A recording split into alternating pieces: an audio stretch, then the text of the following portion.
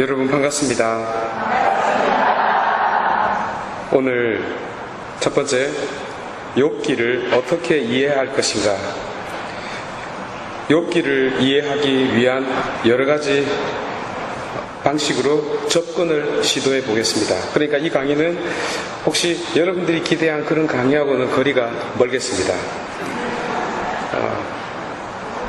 그리고 강의가 끝나는 때까지 문제가 10개가 나올 테고 각 봉투마다 2만원씩 들어있겠습니다. 그래서 아주 즐겁고 강의도 듣고 돈도 벌고 커피도 마시고, 그리고 최종적인 결론으로는 우리 모두가 각자의 삶으로 자기 자신의 욥기를 써야 한다라는 말로서 결론이 나겠습니다.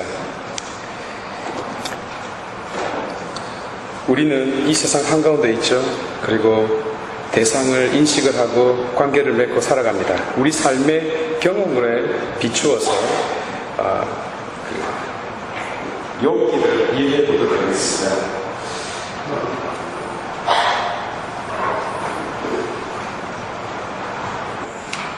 이게 누구로 보입니까? 누구로 보입니까? 네? 사람은 사람을 보냈는데 누구인가요? 누구?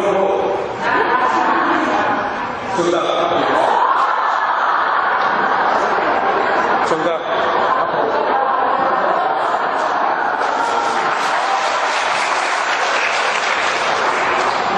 한명이 더 있습니다.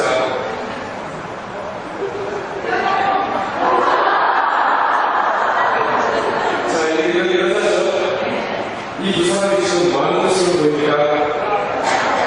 뭐 하는 것으로 보입니까? 데이트를 누가 그랬어요? 정답.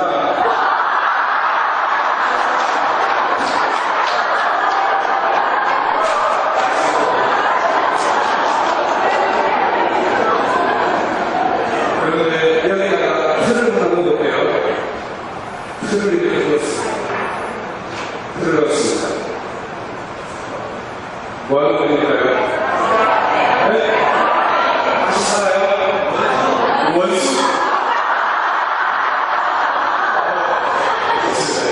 자, 이거 보니까 이게, 자, 그럼 이게 뭐 하는 분일까요? 상관이, 정답.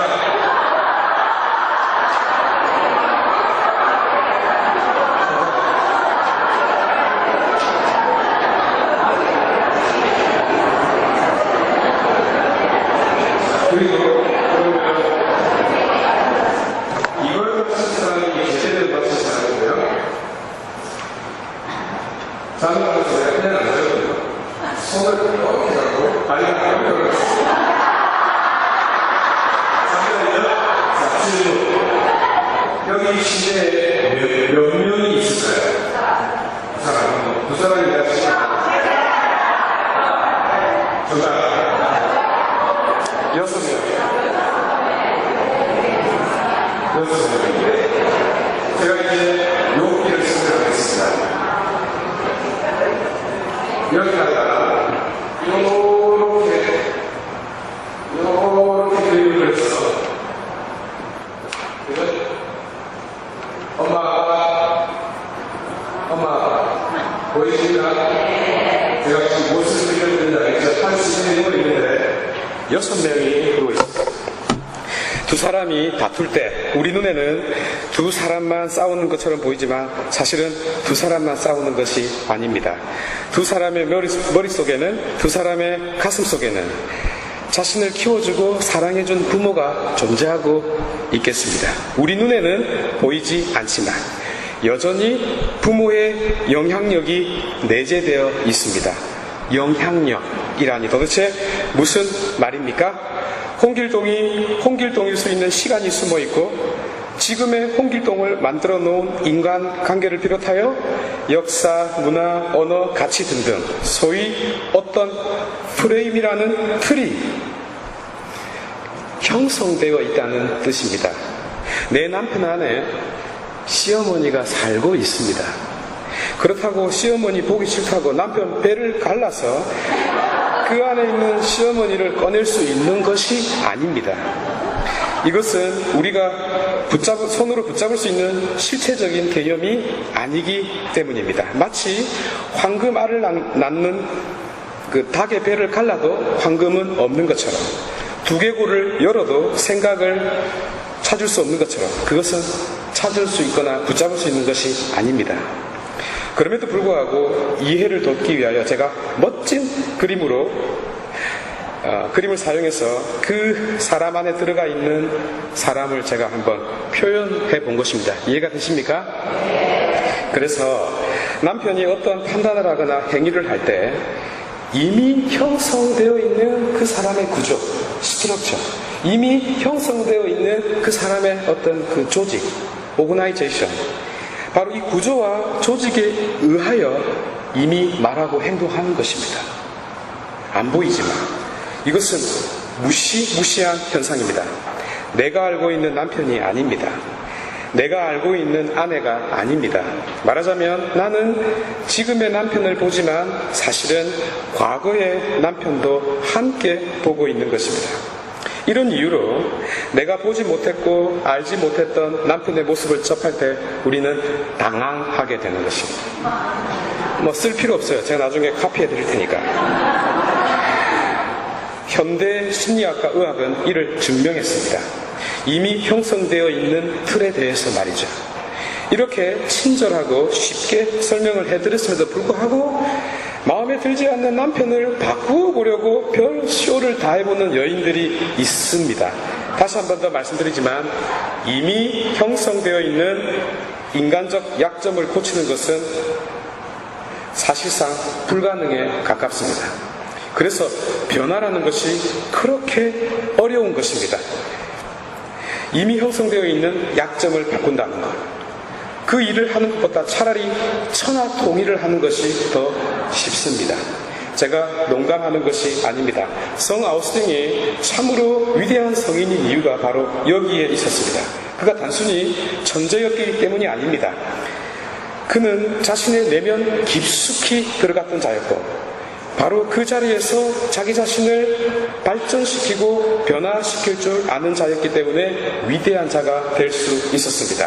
그는 언제나 노력하고 노력하는 자였고 발버둥 치는 자였기 때문에 가장 위대한 교부가 될 수 있었던 것이죠. 말하자면 신약의 야곱인 셈입니다. 그는 변화되었지만 본래의 인간 아담을 회복했고 본래의 아담인 한 인간으로 여전히 남아있으면서도 새로운 아담 그리스도께서 취하시고 완성하셨던 인간 본성을 참으로 깊이 이해한 자로, 그래서 강생의 궁극적 방향으로 자기 스스로를 이끌고 할 줄 알았던 자였습니다. 존 필렌바흐의 정말 변화란 가능한가? 라는 책이 있네요. 가볍게 읽을 수 있는 내용입니다. 제가 변화란 불가능하다고 그랬는데 성 아우스틴과 제가 이 책을 소개한 것은 어렵지만 불가능한 것은 아니다. 하지만 가능하지만 결코 쉽지도 않다는 말씀을 드리는 것이죠. 왜냐하면 이미 우리 안에 보이지 않는 어떤 틀이 형성되어 있기 때문에 변화된다는 것이 그렇게 어렵다는 뜻입니다. 이제 산보는 그만.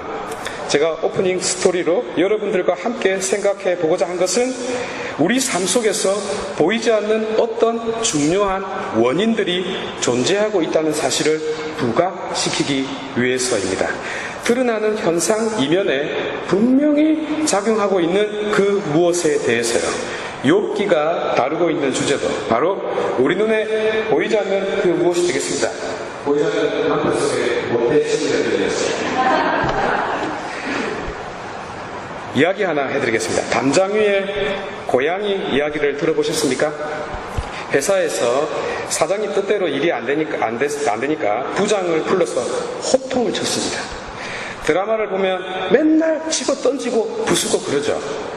부장님은 불려가자마자 서류를 집어 던지는 사장님 앞에서 땀을 뻘뻘 흘렸습니다.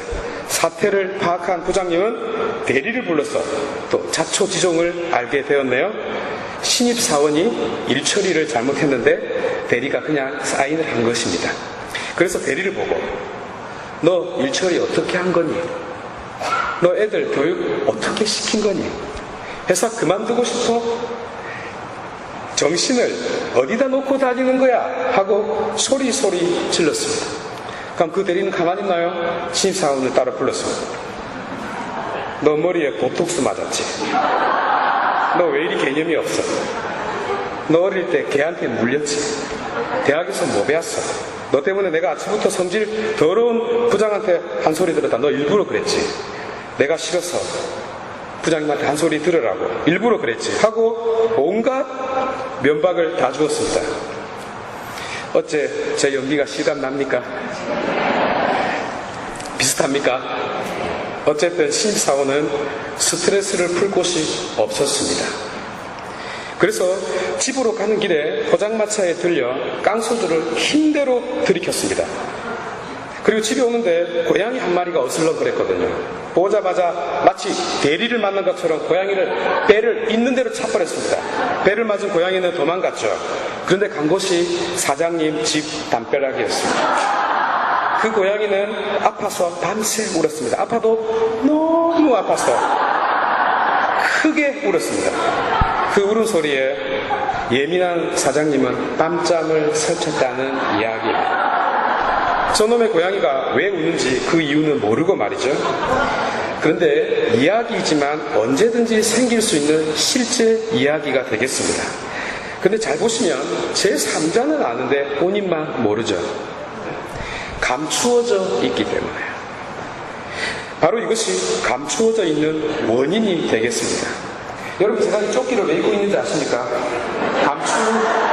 감추어져 있는 원죄를 가리기 위해서입니다. 현재라는 결과에 보이지 않는 원인이요. 앞선 이야기와 같은 맥락이 되겠습니다. 그런데 내 인생 안에서 이런 사건이 터지면 나는 잘 모르는 경우가 더 많습니다. 제가 무슨 이야기를 펼쳐나갈지 방향을 잡을 수 있었으면 좋겠습니다. 저는 보이지 않는 틀, 보이지 않는 원인에 관한 이야기를 하고 있습니다. 보이지는 않지만 분명히 엄연히 존재하고 있는 그 무엇을 말씀드리고 있죠. 이 틀이, 이 원인이 실제 현실에서 일어나는 이해할 수 없는 많은 사건들의 이유가 되겠습니다. 여러분들께서도 이런 경험을 한 적이 있을 것입니다. 어떤 자매님이 신부님한테 이런 말씀 저런 말씀 온갖 중심 어린 충고를 해 주었습니다. 본당 신부님을 존경하고 아끼는 마음에서 말이죠. 2% 부족한 신부님을 완벽하게 보완해 주고 싶었습니다. 그런데 아무리 말씀드려도 전혀 변화가 없어요.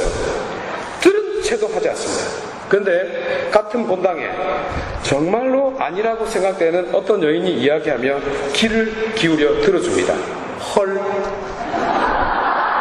왜 그럴까요? 우리 신부님께서는 도대체 왜 그러실까요? 알아맞히면 커피값 드리겠습니다. 왜 그러실까요? 진짜. 네? 코드가 안 맞아서 네? 듣기 싫어서 동병상련도 우리 신부님은 왜 내 말은 안 듣고 저 여자 말만 들을까요? 네?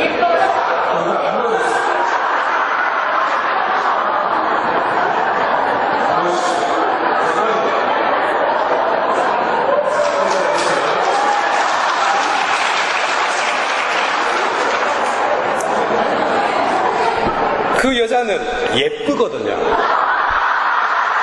우리 신부님의 머릿속에는 이미 예쁜 여인이 자리 잡고 있는 것입니다. 예쁜 사람은 무죄라고 판단하는 신부님의 생각이 이미 결정되어 있다는 것을 그 자매님이 못 보고 있는 것입니다. 우리 본당에도 4명이 있네요. 머리 구조가 어떻게 형성되어 있을까요? 듣고 싶습니까? 맞아 죽을지 모릅니다. 통과. 욥기란 무엇일까요? 욥기는 원죄론이라고 보면 되겠네요. 성우 아우스틴이 원죄라는 개념을 찾아냅니다. 원죄는 실제 삶에서는 보이지 않습니다. 한 침대에 누워있는 부부처럼 우리 눈에는 2사람만 보입니다. 하지만 아우스틴은 6명이 누워있다는 것을 보고 있었습니다. 고양이가 울어 젖혀서 잠을 못 잤지만 그 이유가 사장님 자신에게 있다는 것을 아우스팅은 보고 있었습니다. 이것은 현재의 삶에서 추론하는 보이지 않는 원인을 생각한 것입니다. 이 원인을 추론해내지 않으면 지금 그 모습 그대로의 그를 이해할 수 없기 때문입니다. 지금의 그를 형성시킨 시간, 환경, 부모, 인간관계, 역사를 생각하지 않고서는 그를 대면하기가 참으로 힘듭니다. 우리 삶 안에서 일어난 수많은 원인들을 생각하지 않고서는 세상을 이해할 수 없을 뿐만 아니라 내 삶 자체를 받아들이는 것도 힘겨워집니다. 이유를 모르니까. 너무나 괴로운 일이죠. 그래서 언더스탠딩이라는 말 뜻이요. 여러분 잘 아시겠지만 이렇게 쓰는 땅 밑으로 서보는 것입니다. 무슨 뜻입니까? 보이지 않는 그의 내면 속으로, 보이지 않는 그의 환경 속으로, 시간 속으로 들어가 보는 것입니다. 그 자리에 들어가 보아야만 비로소 그를 이해할 수 있기 때문에, 제대로 알 수 있기 때문이죠. 그래서 사랑이라는 것은 한편으로 이해하는 것입니다. 거꾸로 서보는 거죠. 그의 신발을 신어보는 것입니다. 그가 서 있는 위치에 서 보는 것입니다. 그래서 그가 서 있는 포인트 오브 뷰를 찾을 때 만남과 대화가 이루어질 수 있고 관계와 사랑이 형성될 수 있겠습니다. 그러니까 대화라는 것도 그 어원이 위치 이동, 위치 이동. 내가 볼펜을 보내는 거죠.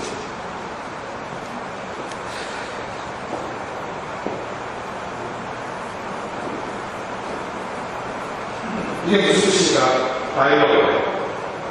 대화서. 이거 이렇게 되어 있습니다. 디아. 이라고 디아. 구마야. 로고스. 말입니다.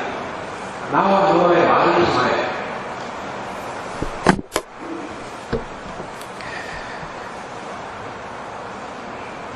나의 이야기를 통해서, 그리고 너의 이야기를 통해서 나와 너가 경험한 세상을 서로 받아들인다는 의미가 되겠습니다. 한 사람은 꽃이 만발하고 온갖 새들이 지저귀는 소리를 들으면서, 그리고 계곡의 물소리를 들으면서 산으로 올라갔습니다. 그 사람의 친구는 바위 투성이의 가파른 길을 따라 올라갔습니다. 거의 정상에 다다랐을 즈음에 다시 내려왔습니다. 그러던 어느 날 술자리에서 두 친구가 만나 그 산에 대한 이야기를 나누었습니다. 그래서 한 사람은 그 산이 참 아름답다고 말했습니다. 다른 사람은 정말 볼 것이 없다고 그랬습니다. 누구 말이 맞습니까? 그래서 서로의 경험을 나누면서 그 산에 대해 좀 더 알게 되는 거죠. 이게 대화입니다. 너의 이야기를 통해서 내가 알지 못하고 있던 세상을 알게 된 것이에요. 햇빛이 비치는 곳이 있으면 햇빛이 비추어지지 않는 곳도 있다는 것. 반대로 가파른 곳이 있으면 완만한 곳도 있다는 것을 대화를 통해서 알게 되겠습니다. 인간이 보편적 이성을 지닌 존재라고 전제한다면 오늘뿐만이 아니라 2000년 전뿐만 아니라 그 옛날 구약에서도, 아니 훨씬 이전부터 이러한 통찰과 고민은 생겨났었다고 보아야 됩니다. 다만 개념화를 시키지 못했어요. 다만 문서화를 시키지 못했을 뿐입니다. 문제와 고민이 있는 곳에 학문이 발전하게 됩니다. 그 문제를 풀어내기 위해서. 특별히 문명의 발전은 어떤 개념이 등장하면서, 그리고 그 개념이 분명해지고 문서화되기 시작하면서 그 도움에 힘입어 비약적으로 발전하게 됩니다. 그러다 그 개념들이 이렇게 쭉 쌓이다가 다시 어떤 패러다임이나 새로운 개념을 만나면 또다시 도약을 하게 되는 것이죠. 인공위성이 바로 하루아침에 하늘 위로 올라갈 수 있었던 게 아닙니다. 처음에도 이야기했듯이 우리는 삶에서 일어나는 많은 사건들 안에 보이지 않는 이유와 원인을 누구나 인식하고 체험하고 살아왔습니다. 감당할 수 없는 병고와 불치병, 알 수 없는 고통과 시련, 깨져버린 인간관계, 불의, 불평등, 폭력, 전쟁, 실직, 가난, 실패 등등 우리를 고통스럽게 만드는 이 사건 이면에 깔려있는 보이지 않는 원인들과 이유 말입니다. 그런데 그것들을 분명한 개념으로 붙잡지 못했기 때문에 개인적인 고통으로 끝나버리든지 아니면 쉬는 소리만 하고 인생 종치게 된 것입니다. 이를 성 아우스팅은 원죄라고 불렀습니다. 원죄. 오리지널 신. 오리지널 신.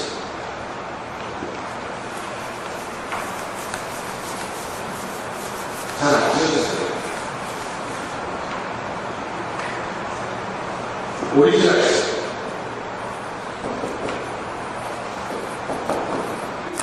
첫 번째 신. 그런데 이 원죄가 두 가지가 있는 것 같지 않습니까? 오리지널의 백합입니다. 근데 이거가 그래서 원죄라는 것인데 이 사이에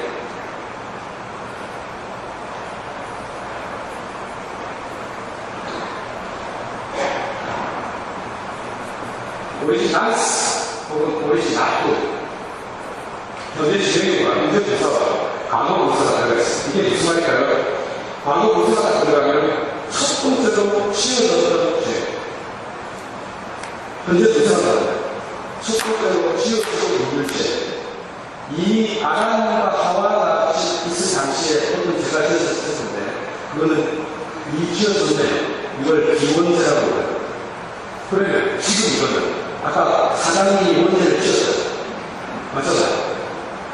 밥을 많이 먹어야 된다는 판명이니까 시력이 이거의 원인이죠. 진행되는 난스 해가지고. 그래서 이게 죄입니다. 그런데 이 죄는 죄가 아닌 죄입니다. 우리가 매일 사자마자 내 탓이요, 내 탓이요, 내 큰 탓이요 할 때는 내가 박신을 끌고 가요. 탓은 죄는 아닌데 그것 때문에 죄를 지을 수 있어요. 선행한 원인이 원죄가 돼요. 이해가 되십니까? 어떤 사람을 미워하는 것 자체가 죄는 아닙니다. 그런데 미워했기 때문에 살인이라는 죄를 지게 되는 거죠. 그 미움이라는 파트에 이해가 되시죠? 그래서 죄이기도 하고 죄 아니기도 하고 이상한 죄가 되는 것입니다. 어쨌든 이 개념이 만들어지고 난 이후에 급속도로 세상을 이해할 수 있게 되었고 해석할 수 있게 되었습니다. 보이지 않는 또 다른 세상을 볼 수 있는 안경을 썼기 때문이죠. 그렇다면 이제 욥기가 어떤 내용인지 어느 정도는 느낌이 다가왔을 것입니다. 느낌이 다가옵니까? 느낌이 다가옵니까? 그런데 이런 의문이 생길 수 있겠습니다. 욥의 시대에는 개념이 없었는데 욥기의 저자는 어떻게 악의 문제를 알 수 없는 고통의 문제를 특별히 무죄한 이의 의인의 고통에 관한 문제를 이토록 심층적으로 다루어 수 있었을까요? 어떻게 개인적 질문이나 울부짖음으로 끝나지 않고 그 옛날 사람들에게 그렇게 널리 이 메시지를 전할 수 있었을까요? 궁금하죠? 감사합니다. 내용상에 안에 동그라미가 들어가 있습니다. 내가 지금 동그라미를 그린 거예요. 그죠? 이 동그라미를 펴는 사람은 우리가 쓰시는 건데, 그러나 동그라미 시작하면 찾아보겠습니다.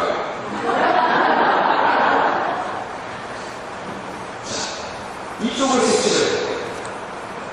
그리고 동그라미가 보이죠? 맞죠? 동그라미를 표현하는 방법은 여러 가지다 이 말입니다. 저는 동그라미 밖을 색칠해서 이 동그라미를 지금 표현하는 것이죠. 진리와 스토리가 누가 더 인기가 있는지 내기를 했습니다. 그 둘은 어느 마을로 들어갔습니다. 진리는 자신이 있었습니다. 왜냐하면 누구도 진리를 외면하지 못하리라고 여겼기 때문입니다. 먼저 진리가 마을로 들어갔습니다. 그런데 사람들은 진리를 보고 외면했습니다. 그를 피했습니다. 열렸던 창문은 닫히기 시작했습니다. 마을 한가운데로 갔을 때는 아무도 없었고 진리 혼자만 한가운데에 서 있었습니다. 진리는 쓸쓸히 홀로 마을을 지나갔습니다. 그러자 이번에 스토리가 마을로 들어갔습니다. 사람들이 기웃거리기 시작했습니다. 창문이 열리고 사람들은 무슨 말인지 들어보려고 길을 쫑긋 세웠습니다. 마을 한가운데에 왔을 때에는 아이들이 둘러싸고 있었고 많은 사람들이 모여 있었습니다. 스토리가 마을을 통과하는 순간 많은 사람들이 그에게 몰려왔던 것입니다. 진리가 스토리에게 졌다고 말하죠. 그러자 스토리가 진리에게 말해줍니다. 이제는 네가 내 옷을 입고 내 스토리를 입고 마을로 들어가 보렴. 진리는 스토리의 옷을 입고 마을로 들어갔습니다. 그러자 놀랍게도 사람들이 진리를 대환영했다는 이야기입니다. 이 이야기의 출처가 어딘지 아세요? 이 이야기의 출처가 어딘지 아십니까? 유명한 책입니다. 아주 오래된 책입니다. 네? 정답. 와, 탈무드 맞췄어. 정답. 앞으로 나오십시오.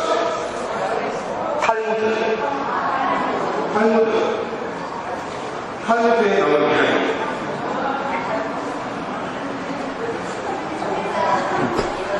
바로 이것이 구약 성경의 위대함입니다. 삶의 스토리 안에 메시지를 담는 방법 말입니다. 오늘날 정의를 부르짖는 사람들, 자신은 옳고 남은 그르다고 하는 사람들, 자신의 이야기만 하는 사람들, 날카로운 교리와 도덕적 잣대만을 일방적으로 전하는 현대의 기독교가 깊이 생각해 볼 일이지 않습니까? 모든 것을 다 벗겨내는 것을 진리라고 생각하실지 모르겠지만 사람들은 의외로 외면한다는 것입니다. 옳은 것이 다 통할 줄 알았는데 그건 우리 생각이고, 이스라엘의 그 오랜 역사적 경험은 그것이 옳지 않다는 것을 알고 있었습니다.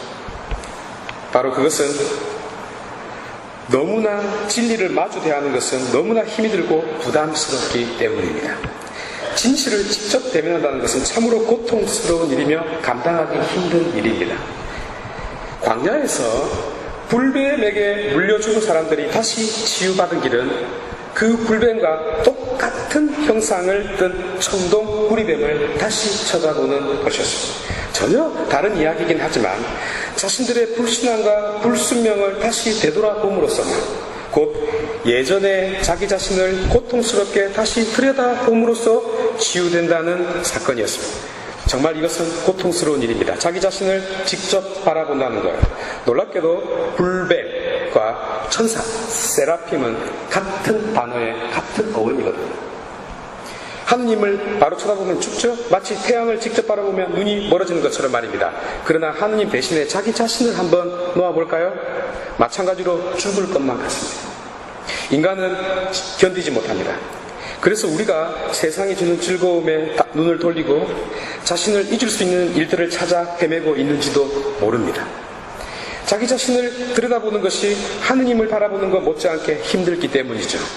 불뱀과 구리뱀이 같은 그림인 것처럼 하느님과 인간도 같은 장소이거든요.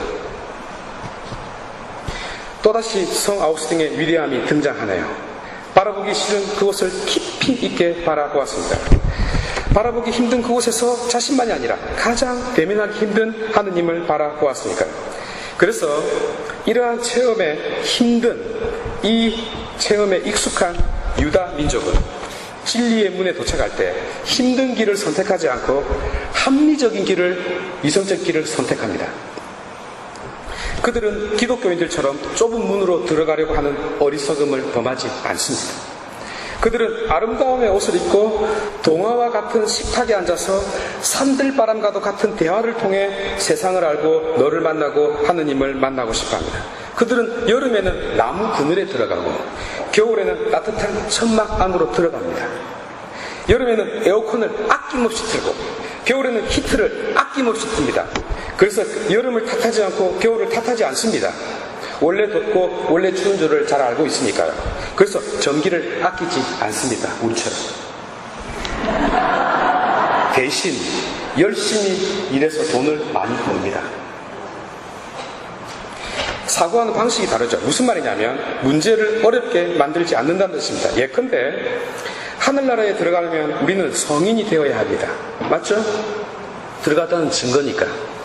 성인은 하느님과 얼굴을 맞대고 아메리카노 커피를 한 잔 마시고 있는 사람이거든요.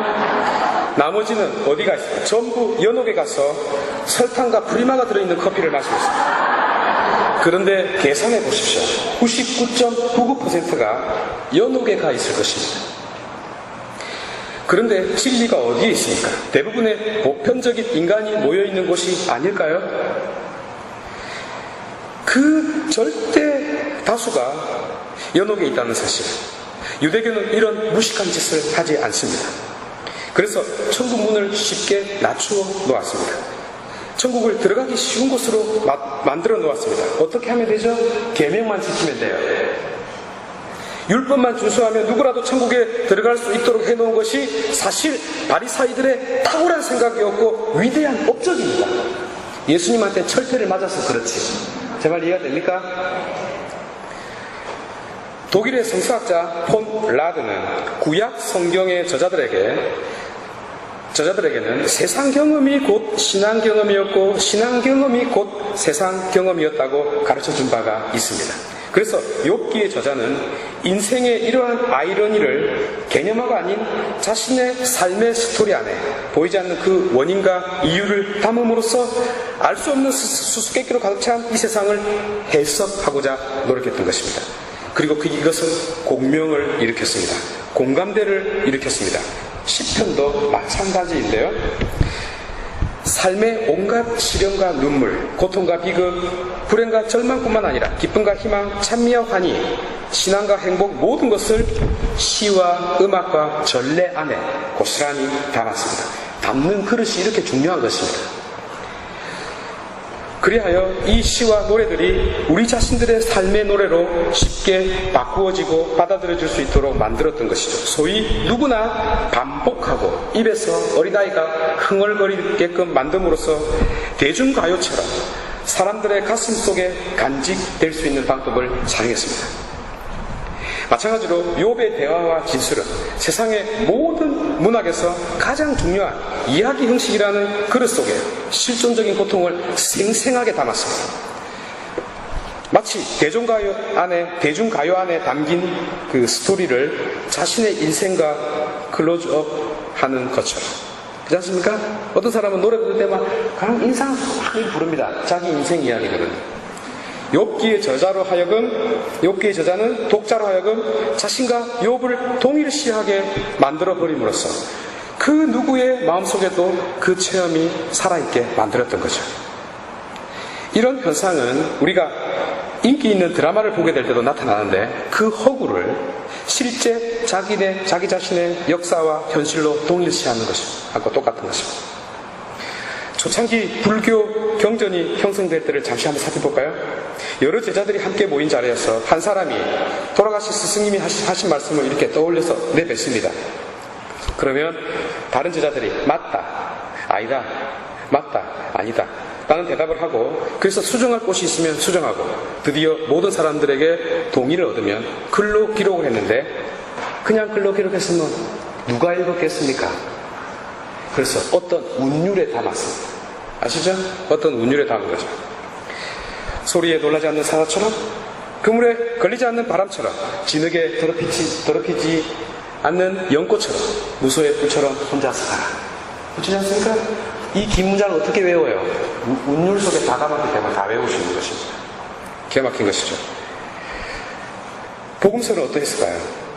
어찌하여 복음서가 그토록 사람들 가슴속을 파고 들어갈 수 있었을까요? 예수님께서 하늘나라에 대한 당신의 가르침을 비유라는 그릇에 담았기 때문입니다. 비유도 스토리거든요. 스토리와 상징으로 이루어져 있기 때문에. 그래서 그 감동적인 메시지가 사람들 가슴속에 간직될 수 있었습니다.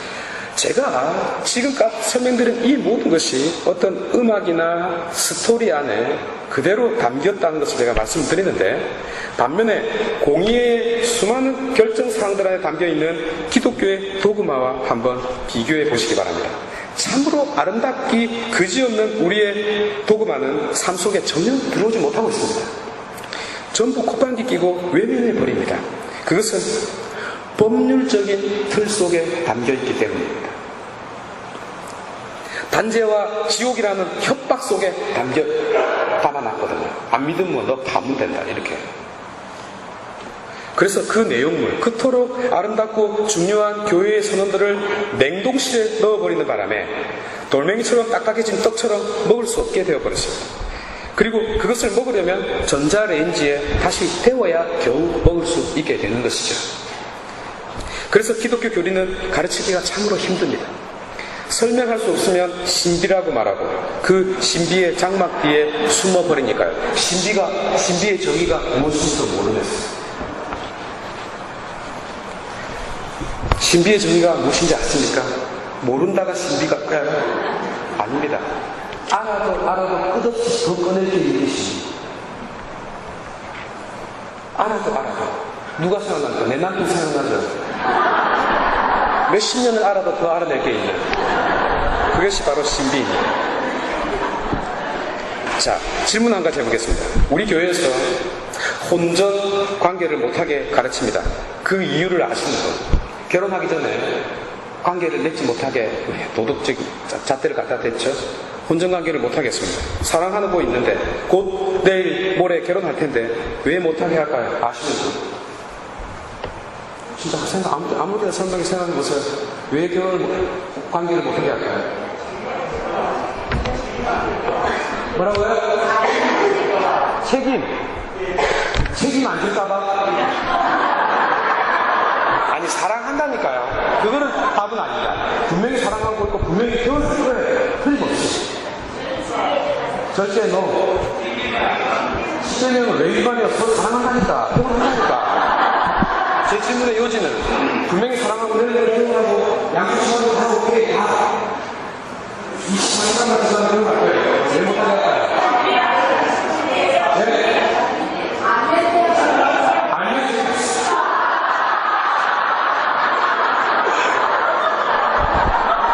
나 미치겠다. 그게 아니라 한번 저 뒤에 아까 책임이라는 말씀하시면 나오십시오. 정답 찾을게요. 책임 맞습니다. 근데 약간 좀 다른데 무슨 뜻이냐면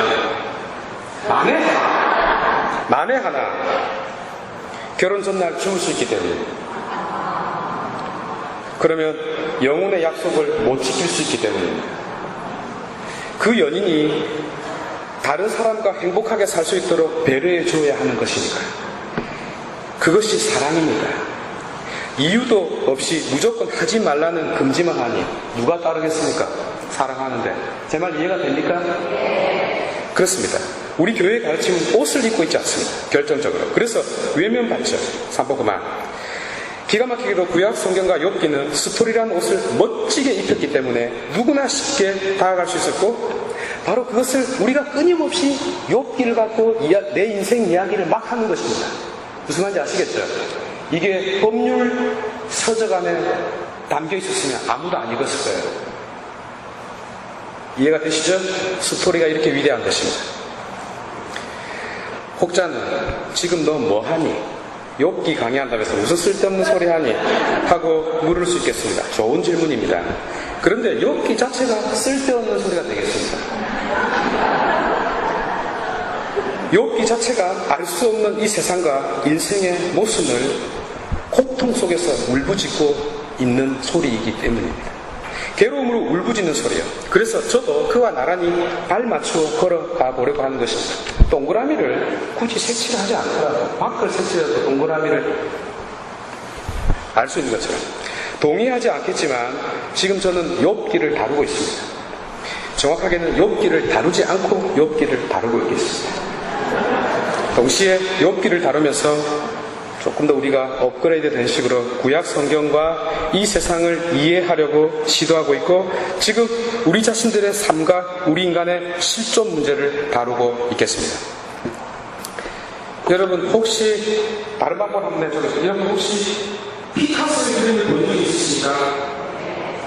대단하네요. 나는 직접 봤어요. 지구 가사 말고 피카소 그림 본 적이 있습니까? 안 봤죠? 저한테 그림이 됐어요. 마음대로 됐어요. 피카소는 한 여인의 사진을 보면서 그녀를 얼굴을 그릴 때 정면의 일부만 딱 그립니다. 그리고 나머지 부분에다가 그 여인의 옆모습을 그려 놓습니다. 생각나시죠? 그리고 서로 다른 두 측면의 부분 그림들이 하나의 화폭 속에 담습니다. 그러니 그 어떤 그림보다 더 사실적일 수밖에 없는 거죠. 사진은 정면만 찍히잖아요. 근데 피카소의 그림은 정면하고 옆면이 같이 보인다니까요. 그리하여 추상화가 사실화보다 더 사실적이라는 아이러니를 표현해낸 것입니다. 뿐만 아니라 피카소 그림에는 단지 한순간의 앞모습과 옆모습, 뒷모습만 있는 것이 아닙니다. 그 여인의 기쁠 때의 모습, 슬플 때의 모습, 우수에 차 있을 때의 모습과 사랑스러운 모습이 고스란히 담겨 있습니다. 그러니까 제한된 화폭 안에서 그 여인의 모든 모습과 그 여인의 모든 인생 전체를 한꺼번에 담고 있는 그림이 되는 것이죠. 이해가 되십니까? 그렇기에 피카소 인물화가 칭송을 받을 수밖에 없겠습니다. 내 인생을 그림으로 그리면 최고의 핵심이 원리중에 와 있어요. 사파의 시간을 정면으로 그리고 나머지 세트 시간을 잘못하고 있는 가게들은 시간이 잘 안 보이는데 이렇게 그렸어요. 맞죠?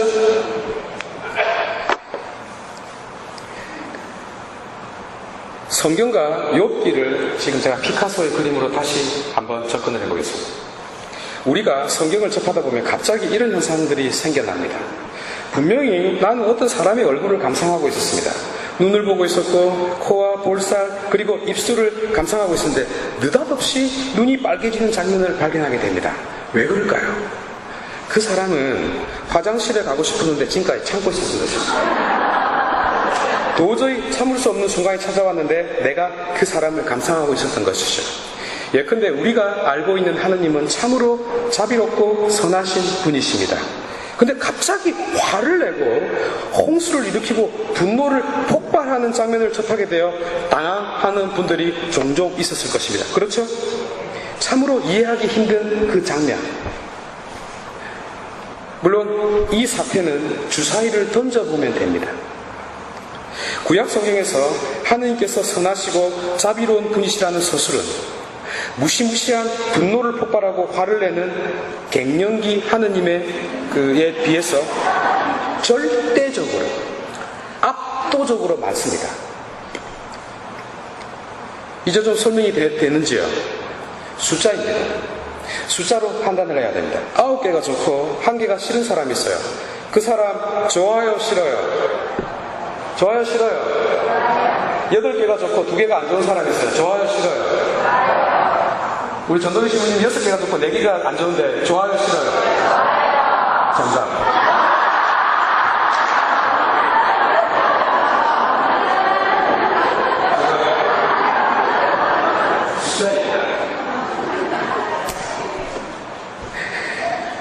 그런데 왜 하느님께는 우리가 적용하지 않을까요? 물론 사람이 좋다가도 한 번만 싫어지면 싫어하는 것이 우리이니까요. 그런데 한번 곰곰이 생각해 보시기 바랍니다. 우리도 화를 내고 있지 않습니까? 사춘기 때 이유 없이 화를 냈고, 갱년기 때 이유 없이 열받아 남편에게 이단 옆차기를 했고, 담배 끊는다면서 온갖 신경질은 다 내지 않았습니다. 내 인생 안에서 여러 개의 얼굴이 존재하듯이 여러 감정이 교차하고 있듯이 밝고 어두운 내 마음의 상태와 똑같이 하느님도 여러 개의 감정과 여러 개의 얼굴이 한 폭의 그림처럼 피카소의 그림처럼 이렇게 그려져 있는 것이죠. 우리 작은 수녀님 어디 계세요? 손 들어봐요. 손 들어봐요. 하느님이 눈물을 흘리신다, 흘리지 않는다? 흘리신다, 흘리지 않는다? 뭐라 그랬어요? 정답, 앞으로 나오세요.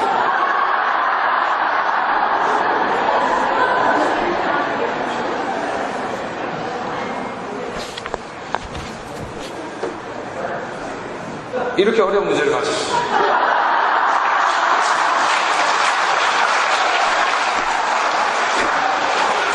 눈물을 흘리신다면 화를 낼 때도 있지 않겠습니까?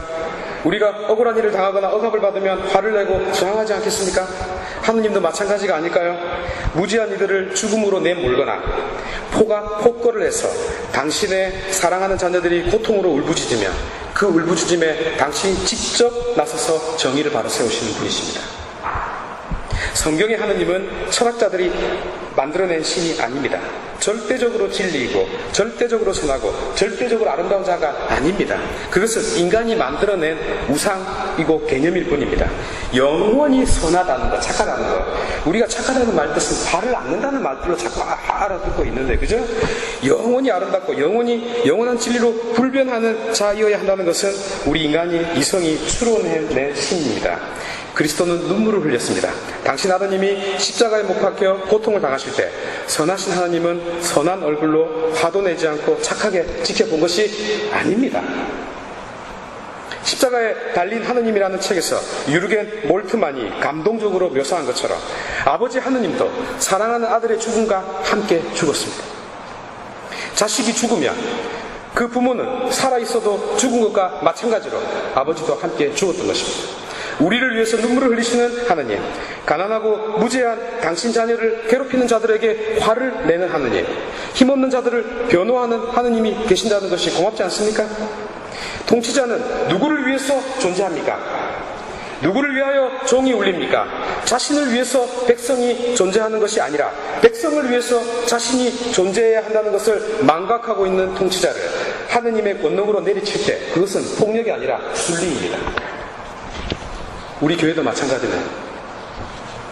시편 137편입니다. 바빌론 강 기슭 거기에 앉아 시온을 생각하며 눈물 짓노라. 거기 버드나무에 우리 비파를 걸었네. 우리를 포로로 잡아간 자들이 노래를 부르라. 우리의 압제자들이 시온의 노래를 한가락 들려주라고 흥을 돋우라 하는구나. 우리 어찌 주님의 노래를 남의 나라 땅에서 부를 수 있으랴. 예루살렘아, 내 만일 너를 잊는다면 내 오른손이 말라버려라. 내 만일 너를 생각하지 않는다면, 내 만일 예루살렘을 내 가장 큰 기쁨으로 삼지 않는다면 내 혀가 입천장에 붙어버려라. 주님, 에돔의 자손들을 거슬러 예루살렘의 그날을 생각하소서. 허물어라 허물어라 그 밑바닥까지. 그 다음에 8절입니다. 137편 8절. 바빌론아, 너 파괴자야. 행복하여라. 네가 우리에게 행한 대로 너에게 똑같이 대갚아 주느니. 9절.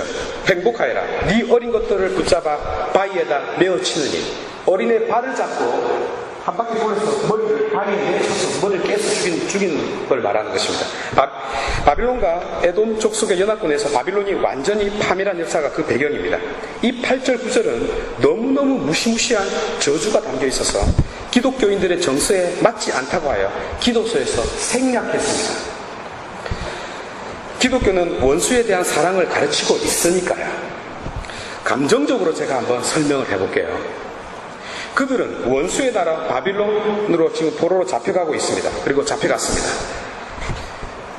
나라는 없어졌고 자신들의 정신적, 신앙적 삶의 중심인 예루살렘은 완전히 파괴됐습니다.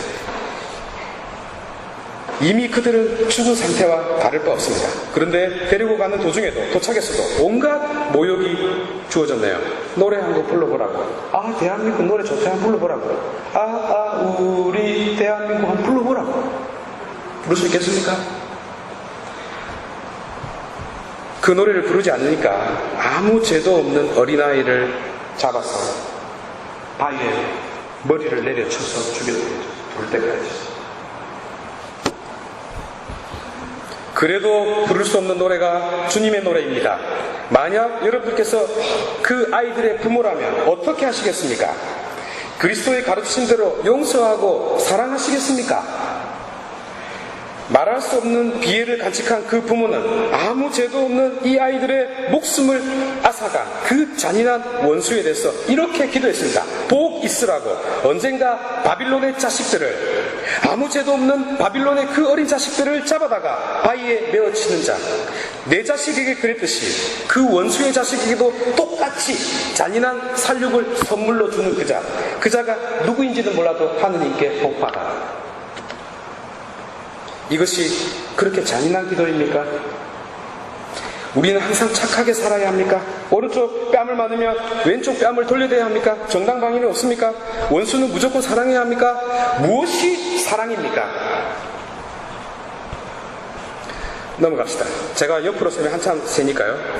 어쨌든 우리가 성경에서 하느님을 만날 때 하나의 화폭 속에 하느님 하나님의 앞모습, 옆모습, 뒷모습을 한꺼번에 보게 됩니다. 그리고 그분의 기쁠 때의 모습과 슬플 때의 모습과 산들바람처럼 부드러운 마음과 폭풍우처럼 몰아치는 그 분노의 모습을 한꺼번에 보기 때문에 우리가 당황하게 되는 것입니다.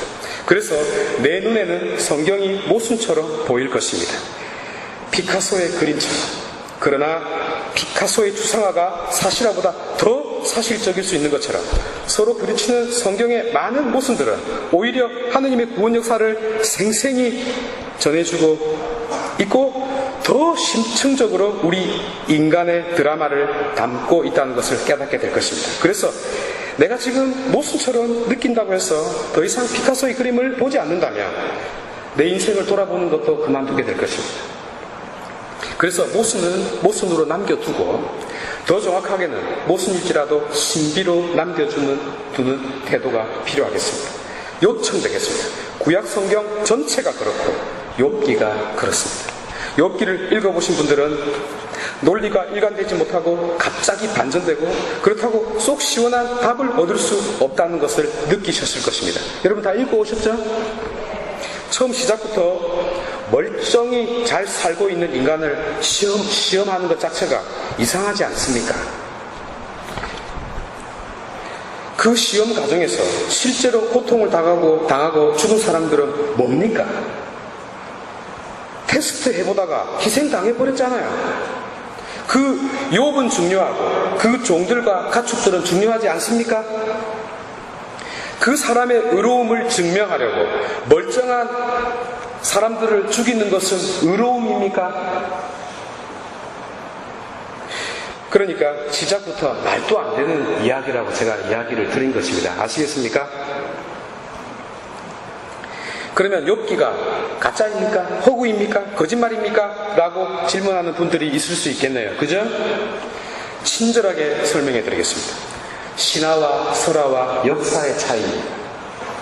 인류 문명 사회는 자신들의 인생을 거대한 상징적인 그 신화 혹은 의미 있는 체계인 설화 그리고 해석과 교훈이 담겨있는 철학과 역사라는 담론 안에 보존했습니다. 이미 형성되어 있는 우리 사고의 틀은 그것이 진짜인가 가짜인가 이것만 이렇게 중요하게 여길 수 있으나 그런 흑백 논리로는 접근이 불가능합니다. 그러니까 여러분 모두 부드러운 사고를 가지시기 바랍니다. 신화는 말 그대로 허구입니다. 그렇지만 인간의 이성과 정신을 떠나지 않습니다. 그러니까 신화는 터무니없는 거짓 세계를 아무렇게나 표현한 낙서가 아닌 것이죠. 하늘과 맞닿아 있는 인간의 정신세계를 표현한 것입니다. 이미 하늘인 인간의 정신세계를 스토리와 상징으로 표현한 것입니다. 허구가 아니죠. 그러니까 신화는 브릿지, 다리가 되는 다리입니다. 다리. 예컨대 신데렐라 이야기는 평민이 왕과 결혼하죠. 신데렐라가 왕자하고 결혼하지 않습니까? 맞죠? 결합되네요. 다리네요. 그렇게 결합됨으로써 귀족과 하층민들 사이에 사회적 긴장 관계를 해소시켰습니다. 우리는 지금 사회가 지금 양극화되어 가고 있죠. 이 멀어지는 관계를 어떻게 다리를 놓을까요? 누가 놓을까요? 사파 본당 신부 빼고는 놓을 사람이 없습니다. 그래서 그것이 천상의 이야기든 영웅의 이야기든 왕자와 공주의 이야기든 전부 인간 사회의 양극을 연결시켜주는 그런 완충 역할을 했습니다. 이게 신화가 가지고 있는 힘입니다. 자, 한번 잘 읽어보십시오. 그리고 결국 우리 자신들의 이야기를 풀어나간 것입니다. 과학은 과학 이야기 좀 하지 맙시다. 과학은 제일 마지막 후발주자입니다. 과학시대가 얼마나 되었어요? 줄자로 늘어뜨리면요. 어디서 까불어? 오랜 신화의 세계를 이어받은 담론의 다음 주인공은 설화입니다. 신화에서 설화로 넘어오는 과정에서 대표적인 것이 일리아스의 저자인 호메로스가 쓴 오디세이아입니다. 잘 아시다시피 오디세이아 나오는 트로이 전쟁이 허구인 줄 알았거든요. 그런데 하인리히 슐리만은 실제 역사로 발굴을 시도했습니다. 물론 그가 찾은 도시가 트로이는 아니었습니다. 그러나 트로이가 있었던 지층은 확인되고 있습니다. 그리고 적어도 미케네 문명이 실제였음을 비롯하여 9개의 고대 도시를 발견했습니다. 무슨 말이냐 하면 소라는 역사이기도 하고 아니기도 합니다. 실제로 일어날 일이기도 하고 실제로 일어나지 않은 일이기도 합니다. 그들에게 중요한 것은 그때 역사가 아니었습니다. 의미였지 팩트가 아니었던 거죠. 이해가 되십니까? 성경이 그렇게 기록되어 있습니다. 여러분, 그 시대에. 조심스럽게 질문해 볼까요? 노아 홍수를 실제 역사 사건으로 알고 있습니까? 아니면 설화로 알고 있습니까? 아니, 노아가 실제 인물일까요? 아닐까요? 여기는 상금은 없어요. 실제 인물일까요? 아닐까요? 죄송합니다. 제가 노아 홍수가 실제 역사가 아니라고 말했다가 맞아 죽을 뻔했어요. 그럼 다른 질문 해볼게요. 천지 창조가 실제 사실입니까? 아닙니까? 사실이라고요? 사실이라고 안 믿으면 지옥 갑니까? 그러면 제가 질문을 바꾸어 보겠습니다. 천지 창조가 사실이면 우주의 나이가 137억 년이 지났는데 인간의 출현이 500만 년도 안 됐는데 어떻게 설명하시려고 그러시나요? 내가 1억 년을 더 드릴게요. 1억 년을 더 드렸는데 그보다 136억 년 전의 일을 봤나요? 창세기가 언제 기록되었는데요? 창세기가. 성경에서 창세기가 제일 먼저 기록되었나? 아니죠. 그러니까. 그래서 창조 역사라고 하지 않고 창조 설화라고 명명하고 있습니다. 설화. 노아는요, 홍수, 설화. 그러면 구약의 성도들 이야기는요, 아브라함, 이삭, 야곱, 그리고 요셉의 이야기는 족장, 설화. 그러면 사실이 아니라는 말입니까? 믿음이 흔들리지 않기를 바랍니다. 역사와 의미가 뒤섞여 있다니까요. 뒤섞여 있는 것입니다. 그러나 역사 그 자체가 주 포인트가 아니었던 것입니다. 이해가 되시나요? 그래서 설학을 역사가 아니라고 하면 곤란해요. 그리고 역사라고 줄곧 주장해도 곤란해요. 곤란합니다. 설화는 풍요로운 유산입니다. 설화는 오늘날 과학이 담을 수 없는 엄청난 내용을 담고 있습니다. 독일의 성사학자 폰 라드는 창세기를 일컬어 이렇게 정의했습니다. 창세기의 저자는 오늘날 20세기 신학자들, 철학자들 모두를 능가하는 최고의 천재라고. 책 중에 책이라 창세기라고 했습니다. 왜 그럴까요? 그 안에는 인류의 모든 실존이 담겨있고 세상 모든 사람의 삶의 경험이 농축되어 보관되어 있기 때문입니다. 성경은 보이지 않는 세상의 이면을 담고 있고 삶의 의미를 간직하고 있으며 인간의 정신적 세계를 설명하는 형이상학을 간직하고 있습니다. 그래서 여러분들께서 성경 공부 열심히 하는 것은 참 좋은 일입니다. 우리 사파성당에는 여러 성경 공부반이 있습니다. 여러분, 이런 좋은 기회를 놓치지 마시기 바랍니다. 말씀이 선포되지 않고 말씀이 해석하기를 그만두고 말씀이 내 삶을 파고 들어오기를 그치면 사실상 모든 것이 끝장난 것과 다를 바 없습니다. 본질이 죽어갈수록 외형이 화려해지는 법입니다. 우리 삶을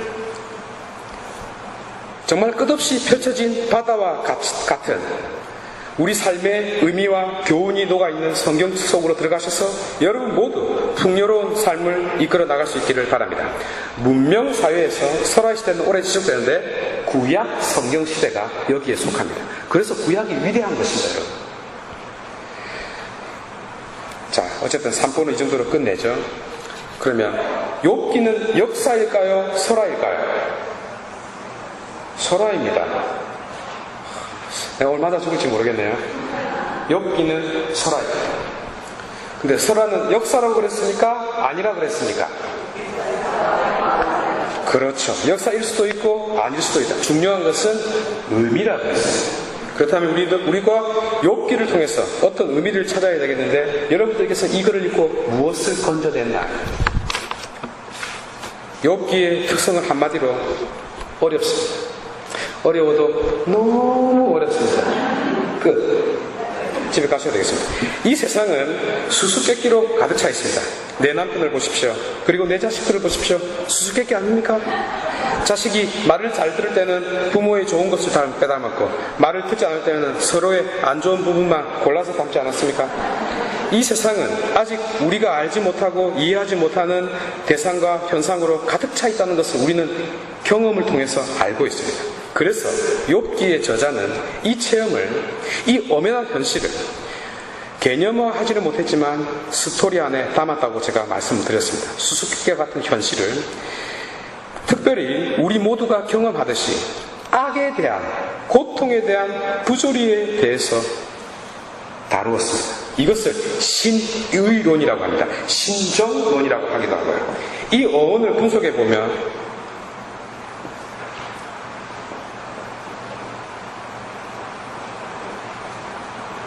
태어교시 이것이 이거는 태어사 하늘이라는 뜻이, 이거는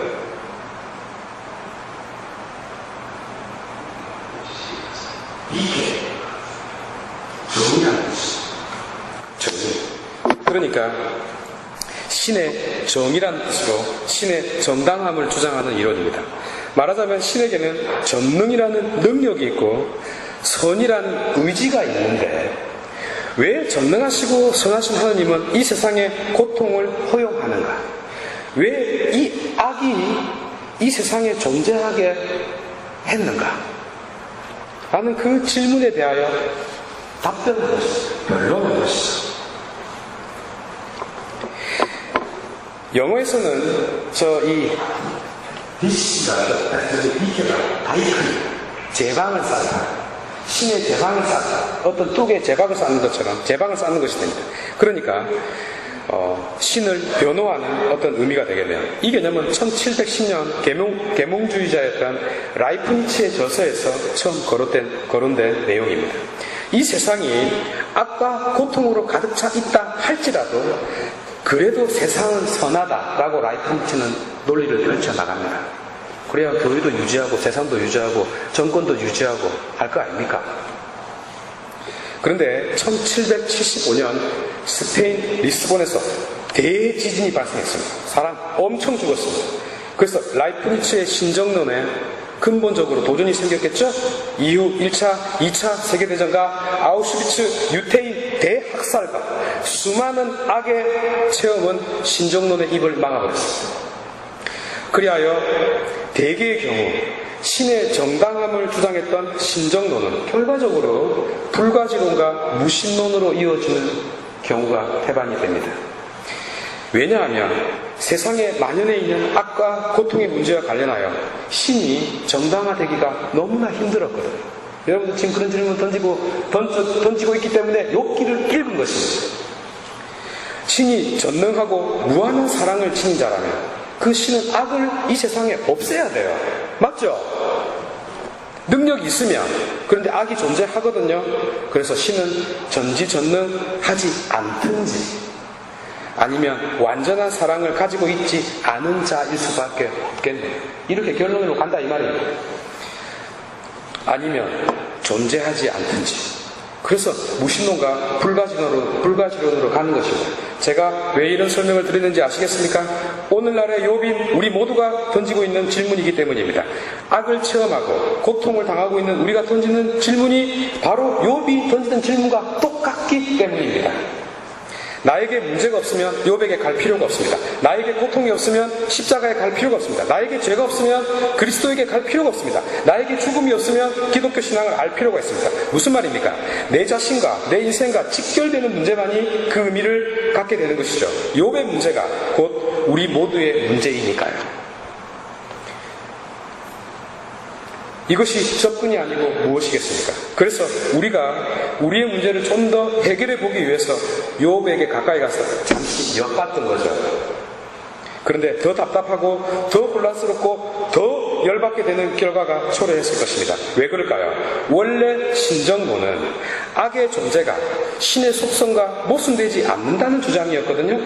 그래서 악이 존재하더라도 신이 신이 존재하고 있다는 사실은 긍정되었던 주장이었습니다. 원래. 그래서 변신론이라고도 하는데 욥기는 자기 인생 안에서 이 신정론의 딜레마, 그 뿌리채 흔들어 놓고 있기 때문이죠. 그래서 심각한 질문으로 가버립니다. 무신론적 입장에서 제기하는 질문으로 가버려요. 여러분께서 알고 계시는 욥은 깊은 신앙 안에서 하느님의 어떤 그 섭리와 신앙을 갖고 있다고 생각하지만 본인이 질문한 것과 달리 거기에 들어간 사람들은 전부 무신론으로 빠져 들어가게 된다 이 말입니다. 만약 하느님이 계시다면 어떻게 악이 이 세상에 많이 날 수 있습니까? 만약 하느님이 계시다면 어떻게 악인은 잘 살고 선인은 고통받고 살 수 있습니까? 만약 하느님이 계시다면 천재지변으로 목숨을 잃은 무지한 사람들을 어떻게 설명할 것입니다. 사실 욥기는 이런 의미의 신종론을 문제 삼고 있지는 않았습니다. 그 자신이 깊은 신앙을 간직하고 있는 자였으니까요. 그런데도 불구하고 그를 만나는 사람은 하느님의 멱살을 잡는 위치로 자연스럽게 나아가서 피켓을 들고 시위하고 있는 자기 자신을 보게 됩니다. 왜냐하면 욥기는 의로운 자가 당하는 고난의 의미를 문제 삼고 있지 않거든요. 그는 까닭 없는 고난이 존재하고 있는 사실을 말합니다. 제가 제일 처음에 그림 그렸죠? 이유 모르는 이유. 이는 욥의 친구들이 까닭 없는 고난이 없다는 논리를 펼치는 것을 보면 알 수 있습니다. 친구들은 인과응보를 이야기하고 있습니다. 인과응보요. 그것을 근거 삼아 욥을 비판합니다. 원인이 있으면 결과가 있다. 원인 없는 결과는 존재하지 않는다는 거죠. 그런데 욥이 뭐라고 그럽니까? 욥이 제기하고 있는 문제는 원인 없는 결과도 있더라는 겁니다. 내가 잘못하지 않았는데, 내가 죄가 없는데 불행이 덮쳐오더라는 것입니다. 착하게 살았는데 보상은 없고 감당할 수 없는 고통이 기다리고 있더라는 것입니다. 지금 욥이 제기하고 있는 문제가 바로 우리 현실을 그대로 드러내주고 있지 않습니까? 참으로 선하게 살았고 열심히 레지오했고 신앙에 충실했는데 찾아온 것은 안말기이지 않습니까? 천사 같은 사람이 희귀병으로, 불치병으로 시한부 시계가 째깍거리는 소리를 듣는 고통을 겪고 있지 않습니까? 교과서가 가르치는 것과는 달리, 교리가 설명하는 것과는 달리 이해할 수 없는 삶의 비극이 우리를 기다리고 있고 찾아오더라는 것입니다. 지어낸 것이 아닙니다. 실제로 우리가 경험하고 있는 바입니다. 그래서 문제를 제기한 것입니다. 울부짖어 본 것입니다. 주인공 욥을 등장시켜서 내 대신에 그 심각한 질문을 던져본 것이죠. 그리하여 고통의 바다를 헤매는 모든 사람들을 위한 대서사시가 펼쳐지는 것처럼 보였습니다. 그런데 웬걸? 아니었을 것입니다. 제가 그랬죠? 갑자기 흐름이 난해하다고. 욥은 자기가 그렇게 큰 소리치며 거부해왔던 논리를 갑자기 받아들이고 구렁이 담 넘어가듯이 마무리해버립니다. 그렇게 심각하고 중요한 이야기를 펼쳐놓고 변덕스럽게 말을 바꾸어 버리네요. 왜 그럴까요? 욥이 개인용이 아니면 개한테 물렸든지. 그럼 어떡할까요? 여기서 끝낼까요? 제가 우리 안묘 주교님에 대해서 알고 있는 재미나는 이야기 한 가지를 정말 배꼽을 잡는 이야기입니다. 그래서 여러분들이 길을 쫑긋 세우고 있는데 말을 안 하는 것이 좋겠습니다. 라고 내가 이야기를 끝내버리냐. 얼마나 답답합니까? 처음부터 하지를 말든가. 그죠? 그래서 욥기를 접하는 사람은 처음에는 눈을 휘둥그레하게 떴다가 결국 가슴이 답답해지고 마는 것이죠. 욥기를 읽고 위안을 받았다고 하는 사람은 그 머리 구조를 의심해 보아요. 대개는 가슴이 더 막혀버렸을 것입니다. 아무것도 확신할 것을 붙잡지 못했으니까요. 그러나 바로 그 느낌을 받았으면 제대로 읽은 것이 되겠습니다. 왜냐하면 욥기는 한 번 읽고 더 이상 쳐다보지 말아야 할 책이기 때문입니다. 욥기는 내용이 아니라 그가 가리키고자 했던 것, 그가 붙잡고 싶었던 것, 그것을 찾는 것이 더 중요하기 때문이죠. 그 답답했던 가슴을 안고 잠시 욥기가 우리를 어디로 인도하는지 확인해 보겠습니다. 우리는 여기서 멈출 수 없으니까요. 욥은 멈췄지만 우리는 멈출 수 없으니까요. 욥기는 욥기의 내용이 욥기가 아니라 그것이 가리키고 있는 것이 욥기입니다. 궁극적인 방향과 궁극적인 질문이 욥기입니다. 예컨대 우리는 지금 간단하게나마 욥기를 새로 쓸 수 있겠습니다. 왜 주식값이 폭락했을까요? 불안해서. 주식은 심리학이거든요. 불안이 원죄가 되고 있네요. 보이지 않나요? 잃어버린 돈을 만회하려고 투자를 무리하게 했습니다. 더 많이 잃어버렸습니다. 욕심이, 탐욕이 눈에 보이지 않는 원인이 됐네요. 작용했네요. 교만, 분노, 게으름, 말 한마디까지 어떤 사건에 보이지 않는 이유가 될 수 있네요. 이제 고통은 결과일 뿐이고 현상일 뿐으로 바뀌네요. 그렇죠? 원죄는 아담이 만들어 지었던 죄이지만 지금 내가 만들어내는 죄이기도 하거든요. 아까 처음에 설명했잖아. 그렇다면 오늘날 새로 만들어지고 있는 원죄는 뭘까요? 금방 이야기했죠. 불안. 이 불안이 우리 사회에 수많은 원죄를 만들어냅니다. 현대 지성인의 거장격인 알랭드 보통에 의하면 불안을 감정시키는 요인들이 사회적인 구조, 환경에서 비롯된다고 합니다.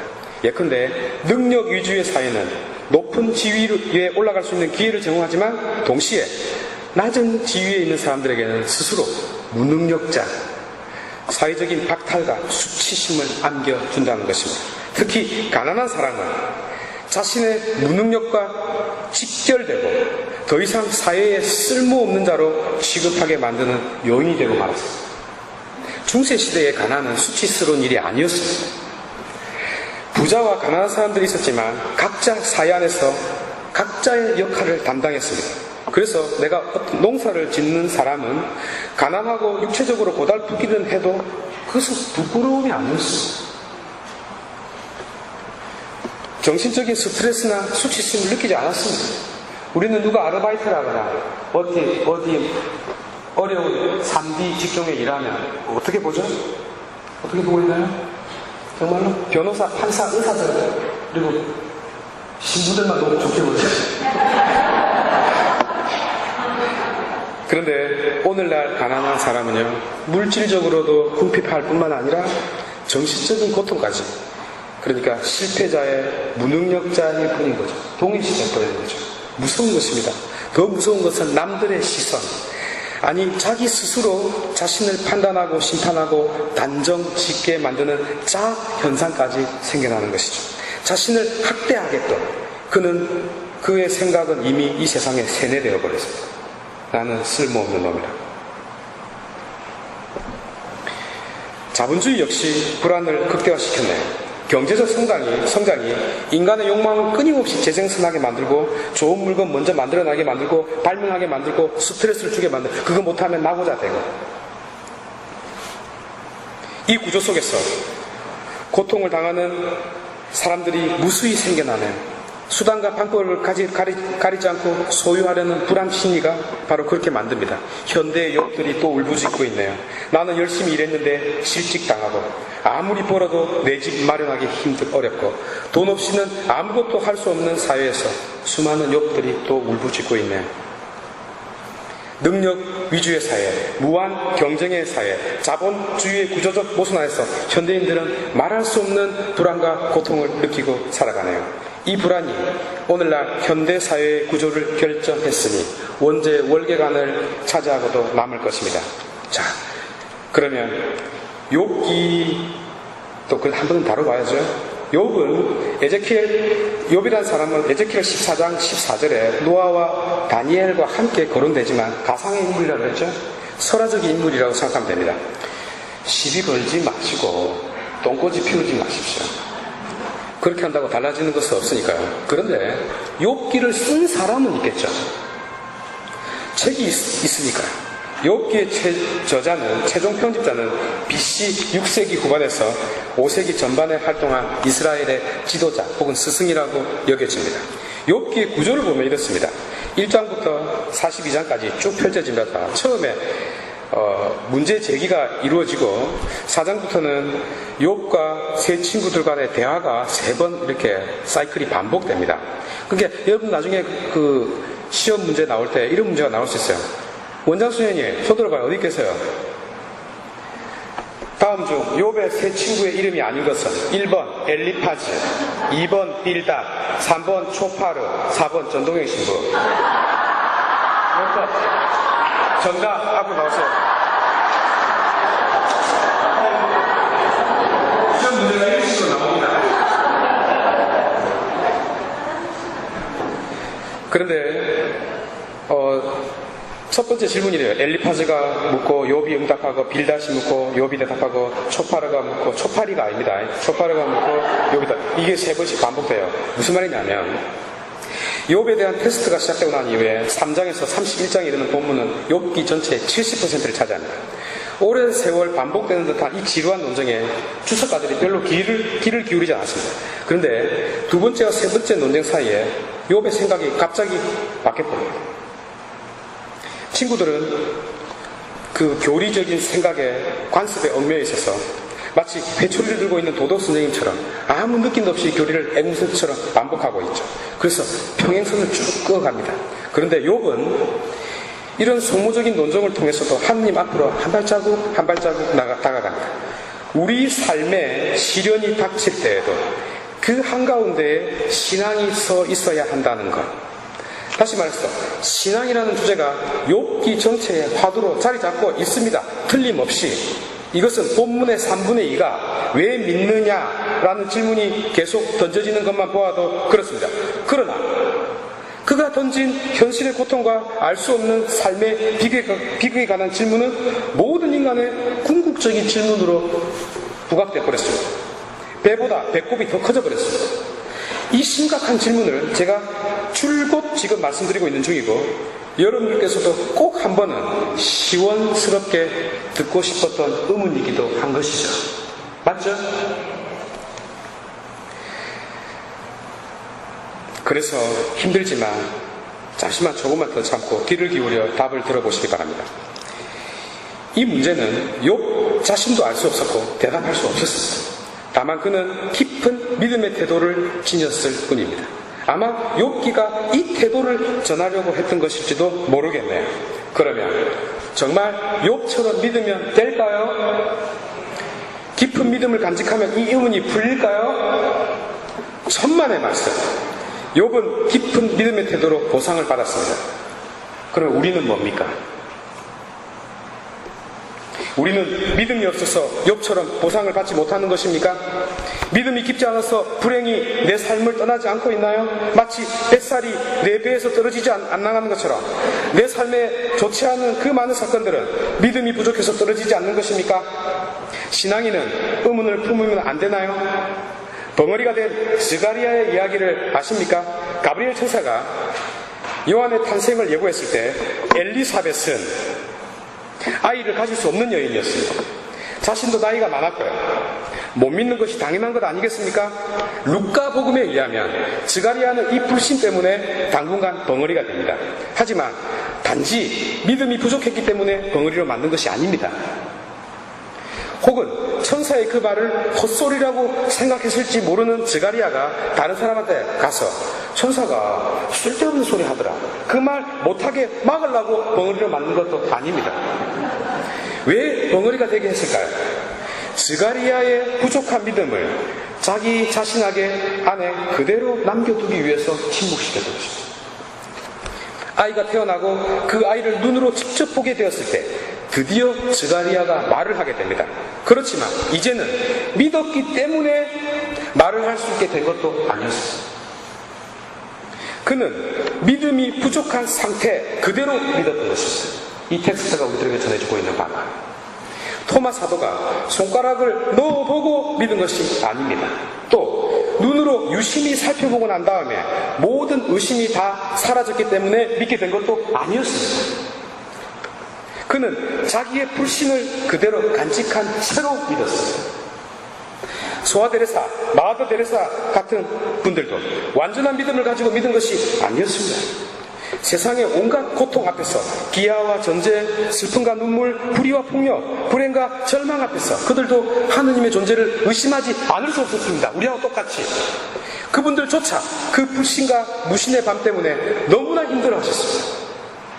그렇다고 하여 그 의심을 없애고 믿은 것이 아닙니다. 부족한 믿음을 그대로 간직한 채로 믿음 한가운데로 들어갔던 분들입니다.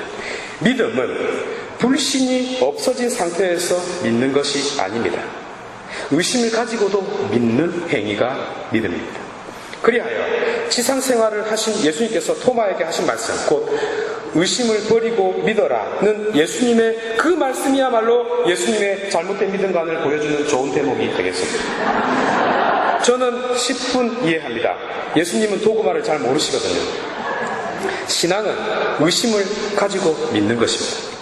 급하게 지나갈게요. 세상 모든 것이 알 수 없음의 미궁 속으로 빠져들어가고 있습니다.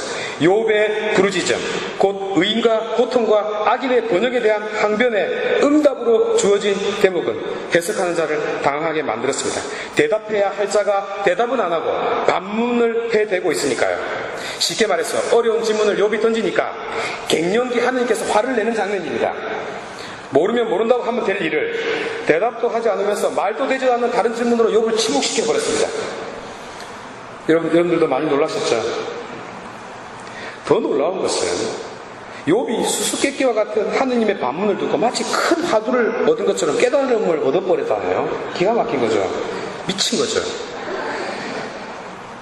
욥은, 자, 넘어갑시다. 어쨌든 여러분,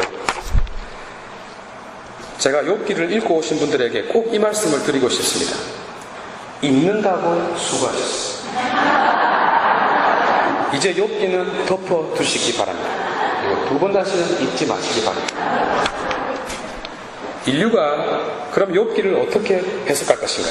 인류가 겪은 수많은 악은 라이프니츠의 신정론을 무색하게 만들어버렸습니다.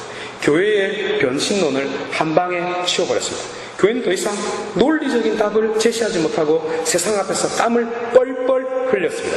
그러다 1920년 유태인 랍비 요셉 로, 유태인들의 존재죠.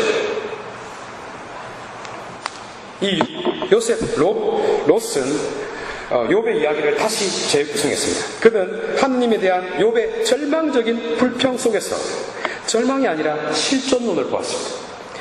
오해되고 있는 불교의 허무주의를 한번 볼까요? 불교는 인생의 비극을 말하고 있지, 아니 삶의 현실을 있는 그대로 보고 있는 것이지 허무를 말하고 있는 것이 아닙니다. 허무는 해석한 것입니다. 어쨌든 왜 허무를 먼저 보고 있을까요? 왜 비극을 먼저 보고 있을까요? 삶이 비극인데 자꾸 행복이니 어쩌고 저쩌니 하고 있으면 그 시작부터가 잘못되기 때문에 잘못되게 된다는 것입니다.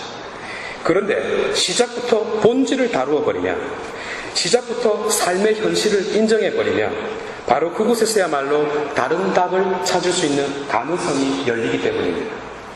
말하자면 삶이 허무이지 않을 수 있는 길을 찾을 수 있다는 것입니다. 인생이 고통임을 먼저 체험하고 인식하고 인정하면 고통이 아닌 길을 찾는다는 것입니다. 그래서 자신을 속이지 말라는 화두가 생긴 것 아니겠습니까? 마찬가지로 랍비 요셉 롯은 욥이 답을 찾지 못하는 답을 내어놓으면서 사실은 궁극적인 답을 가리키고 있었다고 보았던 것입니다. 그 덕분에 못 찾은 답을 우리가 찾게 되었네요. 말하자면 어설픈 구성으로 되어 있는 욥기를 통해서 진짜 욥기를 새로 창작할 수 있는 길이 열렸습니다. 기막힌 아이러니가 되겠네요. 어디에서 찾을까요? 결국 우리 인생과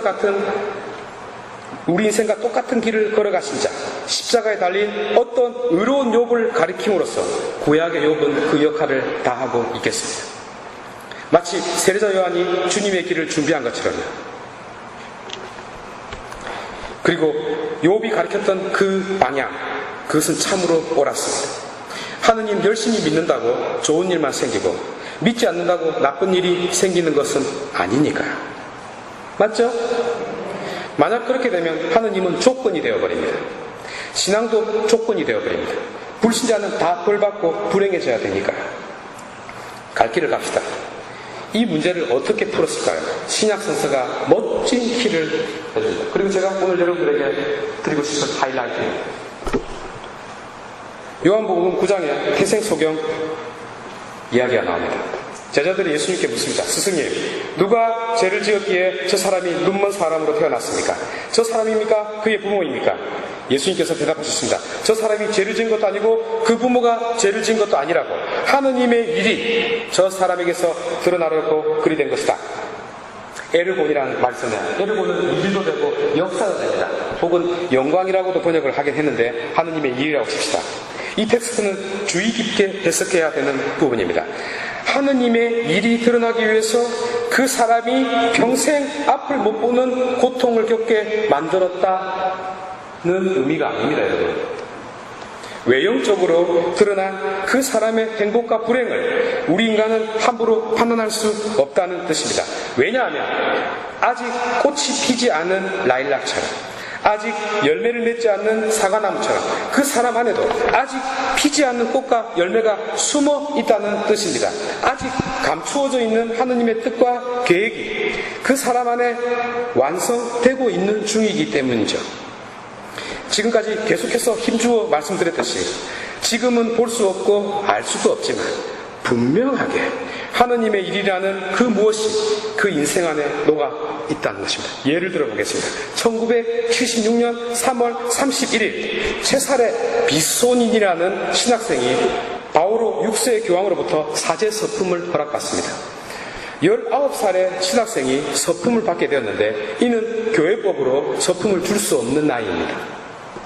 희귀병을 앓고 있었던 이 신학생은 사제직에 대한 열망이 너무나 커서 특별하게 교황님의 허락을 받게 된 것입니다. 살 날이 얼마 남지 않았기 때문이었습니다. 사제 서품이 허락된 뒤 이틀 뒤 4월 2일 독서직과 시종직을 받았습니다. 그 다음날 부제품을 받았고 그 다음날 사제품을 받았습니다. 성 암브로시오 주교가 예비자에서 주교까지 되는데 일주일 걸린 것을 제외하고 3일 만에 사제품을 받은 일은 2000년 교회 역사에서 전무후무한 일이 벌어졌습니다. 그리고 한 달도 채우지 못하고 세상을 떠났습니다. 자, 그러면 누군가 질문할 수 있겠네요. 신부되면 뭐합니까? 서품 받으면 뭐합니까? 한 달도 안 돼서 죽었는데 라고 말입니다. 그죠? 맞습니다. 하지만 한평생 사제직에 몸담고 있는 사제들이 하는 일보다 더 큰 신앙과 더 큰 감동을 그 짧은 시간에 나눴습니다. 수백만 명의 가슴을 울렸고 수십억 명이 살고 있는 이 세상을 따뜻하게 만들어 주었습니다. 불안으로 가득 찬 사람들의 심장 속에 희망의 씨를 뿌렸습니다. 증오로 가득 찬 이 세상에 믿음의 온기를 전해주었습니다. 온갖 병고로 고통을 겪고 있는 그 많은 사람들에게 참으로 그리스도의 위안과 희망을 전해주었습니다. 어떤 소녀의 글입니다. 몹시 고통스러운 병, 그 젊은 나이에 곧 죽음이 임박했는데도 신부님의 눈에서 정말 깊은 신앙을 찾을 수 있었다. 지금까지 한 번도 가지지 못한, 아니 한 번도 노력도 해보지 않았던 믿음과 희망을 발견할 수 있었다. 그리고 그것은 내 마음 깊은 곳으로 곧바로 내려왔다. 나는 어느새 울고 있었다. 지금까지 내 자신만을 중심으로 살아왔던 내 이기심을 용서청하는 눈물이었다. 신부님은 내 눈을 열어주었다. 이 세상에 고통당하는 형제들이 얼마나 많은지, 그들을 도와줘야 할 사람이 필요하다는 것을 깨닫게 해주었다. 내 안에 잠자고 있는 사랑을 깨워주어서 감사드린다. 나는 지금까지 타인의 요구에 무관심했다. 기도할 때도 내 자신만 생각했다. 나는 지금 그저 부끄러울 뿐이다. 흘러내리는 이 눈물이 나의 부족함과 이기심까지 모두 씻어주기를 바란다고 썼습니다. 다른 글들도 수도 없이 많습니다. 장례식에 25,000명이 모여들었습니다. 인생은 길고 짧음으로 결정나지 않습니다. 의미 있는 인생, 가치 있는 인생, 그리고 감동 있는 가슴이 있었는가의 여부에 달려있습니다. 그 자신은 불치병으로 말할 수 없는 고통을 겪었지만 그렇다고 해서 그의 삶까지 무의미하지 않았답니다. 아니, 오히려 그의 삶이 얼마나 깊은 감동이었으면 얼마나 이 세상을 오아시스처럼 촉촉하게 적셔주었는지를 그 짧은 시간에 보여주었습니다. 하느님의 일이 그 짧은 생애를 마친 사제를 통해서 드러난 것이죠. 그리고 그것은 자신의 인생을 영원한 감동으로 남기는 영광이었습니다. 그러니 함부로 판단하지 말라는 뜻이겠네요. 어떤 여인이 있었습니다. 평범한 한 여인이었습니다. 그런데 시집가서 아들을 못 낳습니다. 온갖 시집살이에 결국 소박을 당했습니다. 버려진 신세, 어디도 갈 곳이 없었습니다. 그래서 어떤 폐가로 가서 목을 메고 죽으려고 갔습니다. 그런데 그곳에 부모를 잃은 오누이가 있었습니다. 며칠 동안 굶주린 채로 방구석에 쪼그리고 앉아 있었던 아이들이 너무나 속상해서 밥을 한 끼 해주어야 되겠다고 생각을 했습니다. 그러고 나서 죽어도 죽지 않으니까요. 늦지 않으니까요. 그래서 밥을 해주고 밖으로 보냈는데 조금 있다가 이놈들이 다른 고아 친구들을 또 데리고 왔네요. 그래서 어쩔 수 없이 밥을 한번 더 해줬습니다. 계속해서 이 친구들이 나와서 거지 친구들을 다 데리고 왔네요. 계속해서 밥을 해댔습니다. 그러다 보니 공부도 시켰습니다. 그렇게 세월이 흘렀습니다. 이 여인은 우리나라에서 최고로 많은 목사들을, 최고로 훌륭한 목사들을 배출한 어머니가 되었습니다. 남자들을 전부 신학 공부를 시켰거든요. 버려진 한 여인의 운명을 하느님께서는 당신의 최고의 도구로 쓰셨습니다. 남편에게는 버려졌지만, 세상에서는 실패했지만 하느님의 눈에는 그렇지 않았던 것이죠. 하느님은 그녀를 대한민국 목사님들의 성모 마리아가 되게 만들었습니다. 그러니 겉만 보고 함부로 판단하지 말라는 뜻이네요. 한 여인이 또 있네요. 남편은 심각한 우울증을 앓고 있었습니다. 모르고 결혼했죠. 하지만 그녀는 그 모든 운명을 받아들였습니다. 그런데 아이를 가졌는데 문의 아이였습니다. 의사는 말렸지만 그녀는 아이를 낳았습니다. 하느님이 주신 선물이니까요. 그러나 세상에 나오자마자 곧 죽었습니다. 우울증을 앓고 있던 남편은 그 아이가 자기 때문에 죽었다고 비관하고 목매나라 또 죽었습니다. 졸지에 아이와 남편을 다 잃어버렸습니다. 그러나 이 여인은 자기 삶을 저주하지 않았습니다. 짧은 순간이었지만 병든 남편을 도와서 살 수 있어 행복했고, 짧은 순간이었지만 사랑하는 아이를 볼 수 있어서 행복했고, 짧은 순간이었지만 그 아이가 이 세상의 빛을 볼 수 있게 해주어서 행복했던 것입니다. 자신의 그 모든 고통이 감당할 수 없는 슬픔으로 남아있지만 아이를 가슴에 묻고 남편을 마음에 묻고 종종 눈물 훔치며 살아가야 하지만 그래도 사랑했었고 사랑 속에서 살고 있고 변함없이 사랑하고 살아갈 수 있어서 행복하다고 그녀는 감사 기도를 드리며 삽니다. 우리들의 생각으로는 정상이 아닌 여인으로 여겨질 수 있겠지만 하느님의 눈에는 그렇지 않을 수 있는 것입니다. 모르는 것입니다. 그러니 함부로 판단할 수 없겠네요. 책 한 권 더 소개할게요. 그러니까 너도 살아 라는 책입니다. 죽고만 싶었고 세상의 모든 것을 저주하고 원망하며 살았던 삐딱한 한 소녀, 자살도 수도 없이 시도했던 소녀, 쓰레기 같은 인생, 버러지 같은 인생이라고 자신을 학대하고 증오하고 살았던 여인, 야쿠자의 아내로 그러다가 다시 내팽겨쳐 버려진 인생, 이미 죽기도 전에 벌써 죽어버린 인생을 살았던 한 여인의 이야기를 담은 내용입니다. 그랬던 그녀가 변호사가 되어 가출한 여학생들과 청소년들을 다시 집으로 돌려보냈고 절망과 증오에 빠져 살고 있는 그 많은 청소년들에게 위로와 희망을 주고 있는 책입니다. 이탈리아 속담에 사람은 흰색 종이 위에 검은 글씨를 쓰지만 하느님은 검은색 종이 위에 흰색 글씨를 쓴다는 말이 있습니다. 시편에도 하느님은 내 죄를 당신 등 뒤로 던져버렸다고 했습니다. 하느님도 기억하지 못하는 죄를 내가 기억하여 자신을 학대하고 증오하고 살고 있는 우리들에게 희망의 메시지를 주는 책입니다. 그 사람의 인생 프로필만으로 그를 판단해서는 안 되겠네요. 하느님의 일이 그 사람 안에서 드러나기 위함이라는 예수님의 이 말씀, 그 누구의 삶도 함부로 판단해서는 안 된다는 그 가르침, 그 누구의 인생도 하느님 앞에서는 의미 없는 인생이 없다는 이 해석, 참으로 기쁨이며 희망이지 않습니까? 우리 눈에 그저 가련하게 보이고 나에게 그와 같은 병이 없는 것을 다행이라고 생각할 수 있겠지만 그들의 고통은 세상을 정화하는 사도직을 수행하고 있지 않습니까? 우리의 가슴을 깨끗하게 씻어내려주고 있지 않습니까? 어린아이의 마음을 그대로 간직하고 있는 하느님의 순수한 모습 그대로를 빼닮은 그들 때문에 우리는 우리 자신들을 잃어버리지 않고 지금 이 순간을 살아갈 수 있지 않습니까? 아니, 특별한 병고와 환경을 제껴둡시다. 멀쩡한 보통 가정을 들여다볼까요? 세상의 수많은 가정에, 아니 단 하나의 가정도 예외 없이 시련과 불행은 찾아오지 않습니까? 이 세상에 곡소리 나지 않았던 가정이 어디 있답니까? 곡소리 나지 않을 가정은 또 어디 있답니까?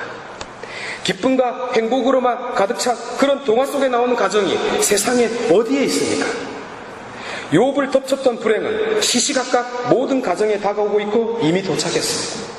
그 불행은 손님이 아니라 주인으로 우리 집 안방에 자리 잡고 있지 않습니까? 저는 행복한 가정에서 성장한 것처럼 보이나요? 제 모친은 비군이었습니다. 그러다 제 부친을 만나 살았네요. 행복에는 대가가 따르는 법, 파괴의 대가로 한평생 눈물과 고통으로 살았죠. 결국 제 부친은 자살로 생을 마감했고요. 그렇다고 해서 제 부모의 모든 희생이 무의미하고 쓸데없는 것이었을까요? 모르는 건 아니겠습니까? 그리고 내가 있지 않습니까?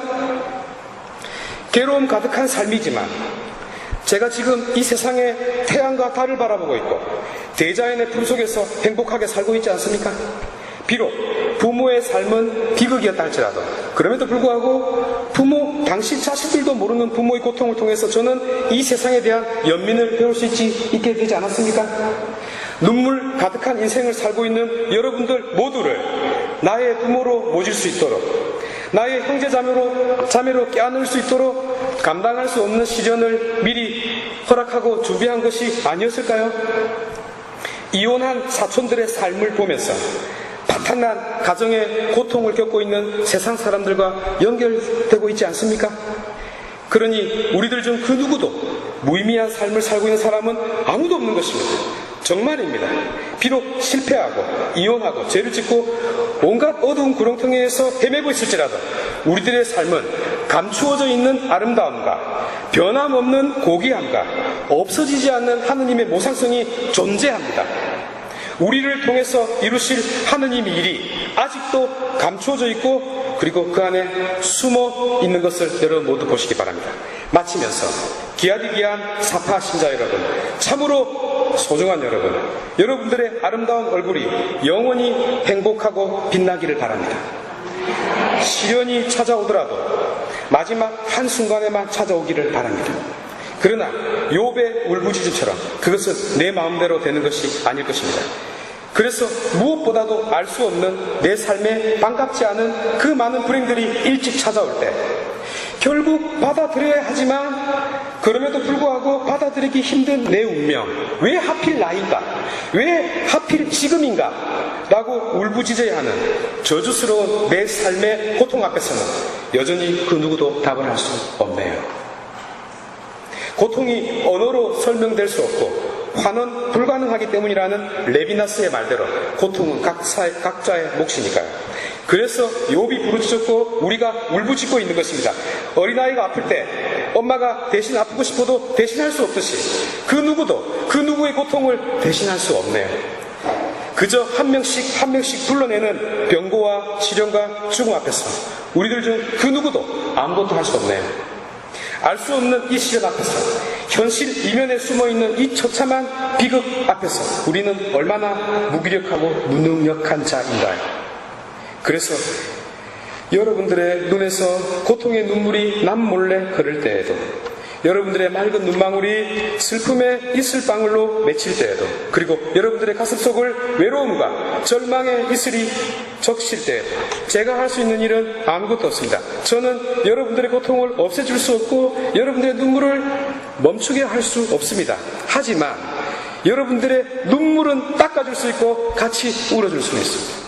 함께 아파할 수는 있지 않겠습니까? 함께 기도할 수는 있지 않겠습니까? 그러니 내 부모 형제와 똑같이 소중한 여러분, 하느님 당신께서 저에게 잠시 맡겨주신 귀한 여러분, 아니 하느님 당신 자신보다 귀하고 사랑스러운 여러분, 하느님께서 목숨 바쳐 구원하신 여러분, 시련을 겪고 있는 그리고 겪게 될 모든 형제 자매들을 위해서 아무것도 할 수 없는 저이지만 고통받는 나의 형제 자매들 앞에 애정과 연민의 마음으로 서 있겠습니다.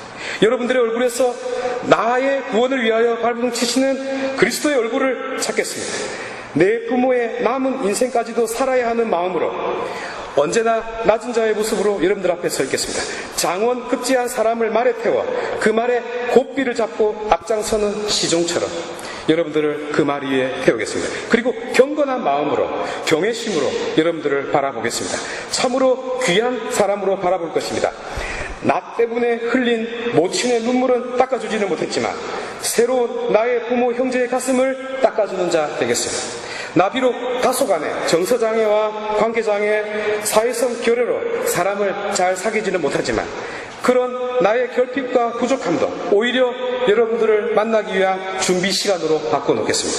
누구나 우울함을 가지고 살아가지만 키에르케고르의 말처럼 긍정적인 의미에서 여러분들에게 도움이 되는 우울함으로 살아가 보겠습니다. 내 뼛속 깊이, 내 가슴속 깊숙이 새겨진 내가 지은 그 많은 죄와 잘못들, 어리석음과 후회들조차도 여러분들을 이해하고 사랑하고 받아들이는 도구가 되기를 원하겠습니다. 그리하여 나의 아픔과 눈물과 고통도 여러분들을 껴안을 수 있는 자 될 때까지 내려친 하느님의 회초리로 기쁘게 받아들이겠습니다. 내 삶에서 하느님의 일이 드러난다는 것은 오직 고통으로 얼룩진 여러분들의 가슴을 어루만져주는 자 됨으로써만 드러나기를 바라겠습니다.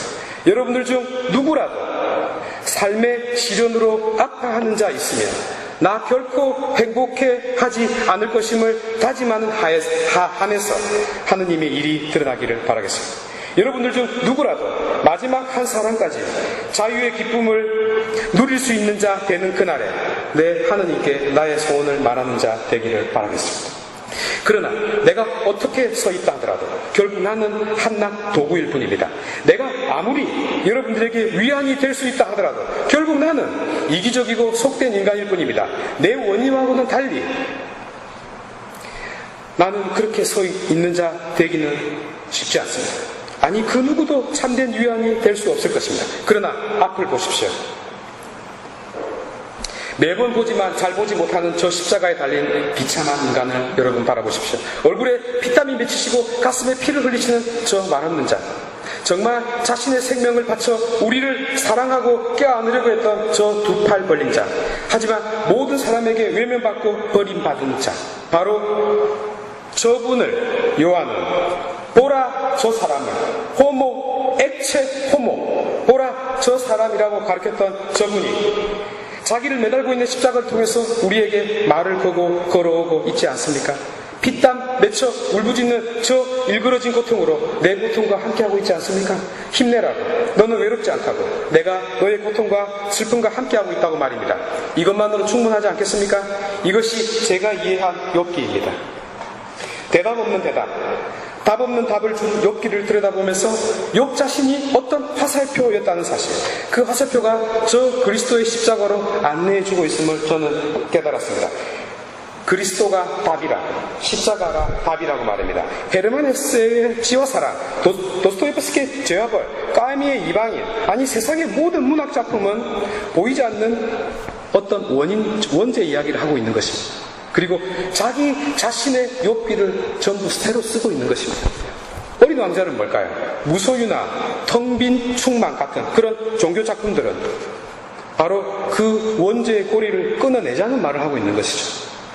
모든 종교의 가르침이 그러하고요. 마찬가지로 우리는 우리 자신의 욥기를 써야 합니다. 그리스도께서는 최고의 욥기를 쓰셨습니다.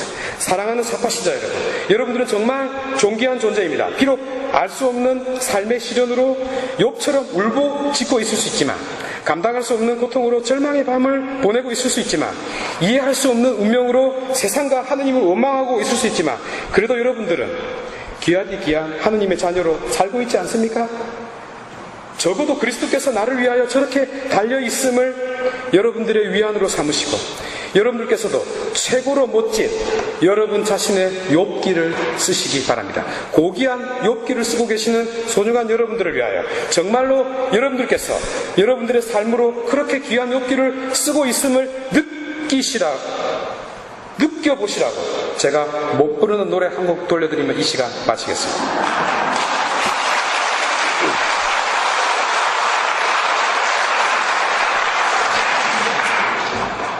그대 내게 행복을 주는 사람, 내가 가는 길이 험하고 멀지라도 그대 내게 행복을 주는 사랑. 내가 가는 길이 험하고 멀지라도 그대 함께 간다면 좋겠네. 우리 가는 길에 아침 햇살 비치며 행복하다고 말해주겠네. 이리저리 둘러봐도 제일 좋은 건 그대와 함께 있는 것. 그대 내게 행복을 주는 사랑. 내가 가는 길이 험하고 멀지라도 그대 내게 행복을 주는 사랑. 여러분 참으로 귀한 여러분 긴 시간 동안 경청해 주셔서 매우 감사합니다.